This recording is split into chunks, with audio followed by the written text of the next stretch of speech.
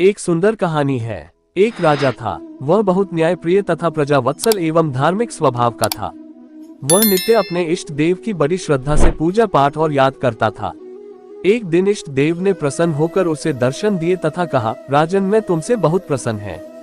बोलो, तुम्हारी कोई इच्छा है? प्रजा को चाहने वाला राजा बोला, भगवान, मेरे पास आपका दिया सब कुछ है। आपकी कृपा से राज्य में सब प्रकार सुख शांति है। फिर भी मेरी एक ही इच्छा है कि जैसे आपने मुझे दर्शन देकर धन्य किया, वैसे ही मेरी सारी प्रजा को भी कृपा कर दर्शन दीजिए। ये तो संभव नहीं है। ऐसा कहते हुए भगवान ने राजा को समझाया, परंतु प्रजा को चाहने वाला राजा भगवान से जिद करने लगा। आखिर भगवान को अपने साधक के सामने झुकना पड़ा और वे बोले, ठीक है, कल अपनी सारी प्रजा को उस पहाड़ी के पास ले आना और मैं पहाड़ी के ऊपर से सभी को दर्शन दूंगा। ये सुनकर राजा अत्यंत प्रसन्न हुआ और भगवान को धन्यवाद दिया।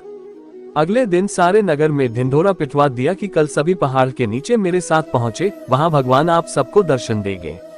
दूसरे दिन राजा अपने समस्त प्रजा और स्वजनों को साथ लेकर पहाड़ी की ओर चलने लगा। चलते चलते रास्ते में एक स्थान पर तांबे की सिक्कों का पहाड़ देखा। प्रजा में से कुछ एक लोग उस ओर भागने लगे। तभी ज्ञानी राजा ने सबको सतर्क किया कि कोई उस ओर ध्यान न दे, क्योंकि तुम सब भगवान से मिलने जा रहे हो। इन तांबे के सिक्कों के पीछे अपने भाग्य को लात मत मारो।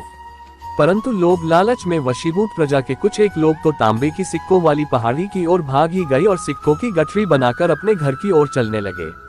वे मन ही मन सोच रहे थे, पहले ये सिक्कों को समेट ले, भगवान से तो फिर कभी मिल ही लेंगे। राजा खिन्न मन से आगे बढ़े।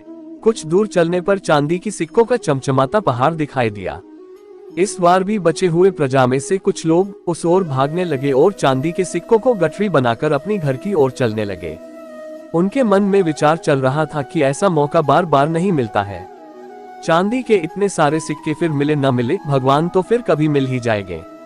इसी प्रकार कुछ दूर और चलने पर सोने के सिक्कों का पहाड़ नजर आया। अब तो प्रजा जनों में बचे हुए सारे लोग तथा राजा के स्वजन भी उस ओर भागने लगे। वे भी दूसरों की तरह सिक्कों की गठरियां लाद लाद कर अपने अपने घरों की ओर चल दिए। अब केवल राजा और रानी ही शेष रह गए थे।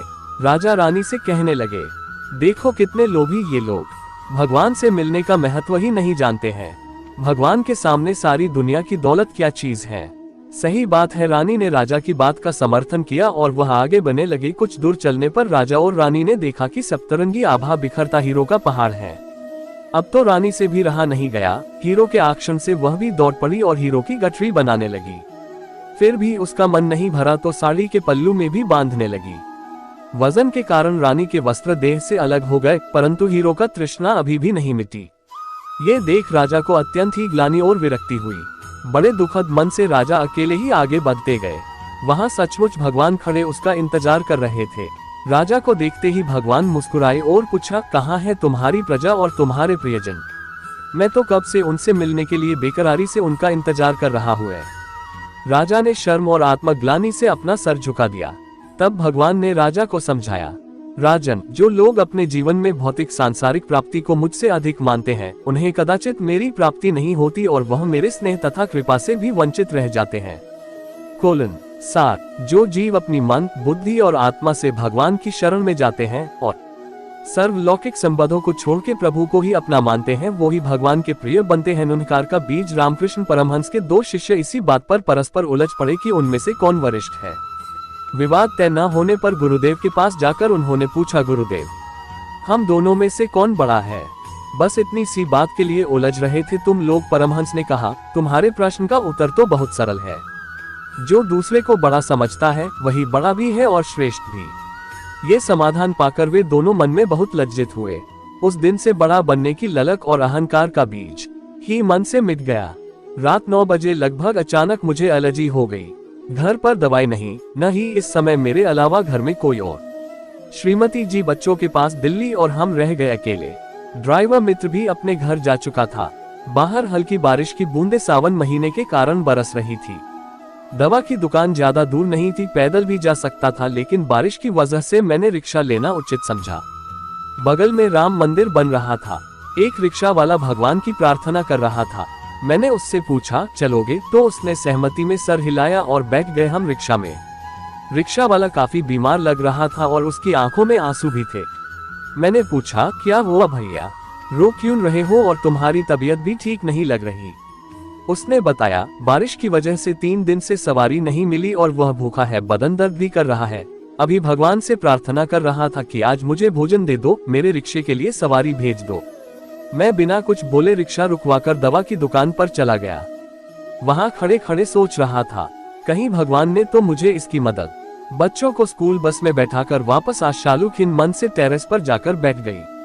सुहावना मौसम, हल्के बादल और पक्षियों का मधुर गान, कुछ भी उसके मन को वह सुकून नहीं दे पा रहे थे जो वो अपने पिछले शहर के घर में छोड़ आई थी। शालू की इधर उधर दौड़ती सरसरी नजरें थोड़ी दूर एक पेड़ की ओट में खड़ी बुढ़िया पर ठहर गईं। ओह, फिर वही बुढ़िया क्यों इस तरह से उसके घर की ओर ताकती है। शालू की उदासी बेचैनी में तब्दील हो गई, मन में शंकाएं पनपने लगी। इससे पहले भी शालू उस बुढ़िया को 3-4 बार नोटिस कर चुकी थी। 2 महीने हो गए थे शालू को पूना से गुड़गांव शिफ्ट हुए, मगर अभी तक एडजस्ट नहीं हो पाई थी। पति सुधीर का बड़े ही शॉर्ट नोटिस पर तबादला हुआ था, वो तो आते ही अपने काम और ऑफिशियल टूर में व्यस्त हो गए। छोटी शैली का तो पहली क्लास में आराम से एडमिशन हो गया, मगर सोनू को बड़ी मुश्किल से 5वीं क्लास के मिड सेशन में एडमिशन मिला। वो दोनों भी धीरे धीरे रूटीन में आ रहे थे, लेकिन शालू, उसकी स्थिति तो जड़ से उखाड़कर दूसरी जमीन पर रोपे गए पेड़ जैसी हो गई।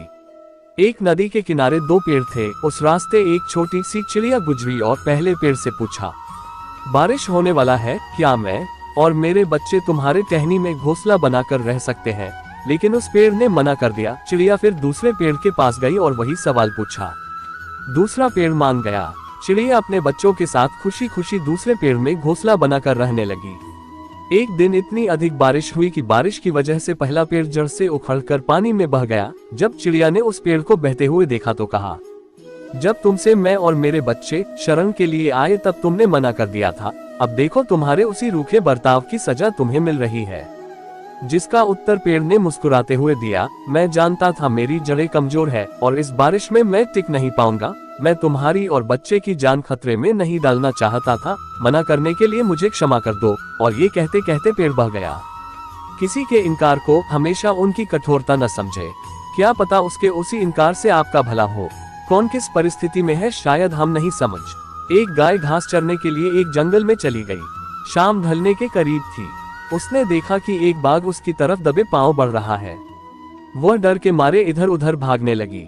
वह बाघ भी उसके पीछे दौड़ने लगा। दौड़ते हुए गाय को सामने एक तालाब दिखाई दिया। घबराई हुई गाय उस तालाब के अंदर घुस गई। वह बाघ भी उसका पीछा करते हुए तालाब के अंदर घुस गया। तब उन्होंने देखा कि वह तालाब बहुत गहरा नहीं था, उसमें पानी कम था और वह कीचड़ से भरा हुआ था। उन दोनों के बीच की दूरी काफी कम हुई थी, लेकिन अब वह कुछ नहीं कर पा रहे थे। वह गाय उस कीचड़ के अंदर धीरे धीरे धंसने लगी। वह बाघ भी उसके पास होते हुए भी उसे पकड़ नहीं सका। वह भी धीरे धीरे कीचड़ के अंदर धंसने लगा। दोनों भी करीब करीब गले तक उस कीचड़ के अंदर फंस गए। दोनों हिल भी नहीं पा रहे थे। गाय के करीब होने के बावजूद वह बाघ उसे पकड़ नहीं पा रहा था। थोड़ी देर बाद गाय ने उस बाघ से पूछा, क्या तुम्हारा कोई गुरु या मालिक है? बाघ ने गुर्राते हुए कहा, मैं तो जंगल का राजा हूँ, मेरा कोई मालिक। राजा ने मंत्री से कहा, मेरा मन प्रजाजनों में से जो वरिष्ठ हैं उन्हें कुछ बड़ा उपहार देने का है। बताओ ऐसे अधिकारी व्यक्ति कहाँ से और किस प्रकार ढूंढे जाए। मंत्री ने कहा, सत्पात्रों की तो कोई कमी नहीं, पर उनमें एक ही कमी है कि परस्पर सहयोग करने की अपेक्षा वे एक दूसरे की टांग पकड़कर खींचते हैं। न खुद कुछ पाते हैं और न दूसरों को कुछ हाथ लगने देते हैं। ऐसी दशा में आपकी उदारता को फलित होने का अवसर ही न मिलेगा।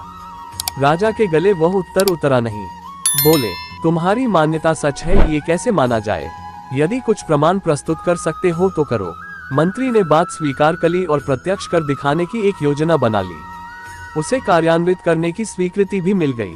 एक 6 फुट गहरा गड्ढा बनाया गया। उसमें 20 व्यक्तियों के खड़े होने की जगह थी। घोषणा की गई कि जो इस गड्ढे से ऊपर चढ़ आवेगा उसे आधा राज्य पुरस्कार में मिलेगा। 20 प्रथम चढ़ने का प्रयत्न करने लगे। जो थोड़ा सफल होता दिखता उसकी टांगे पकड़कर शेष 19 नीचे घसीट लेते। वह औंधे मुंह गिर पड़ता। इसी प्रकार सवेरे आरंभ की गई प्रतियोगिता शाम को समाप्त।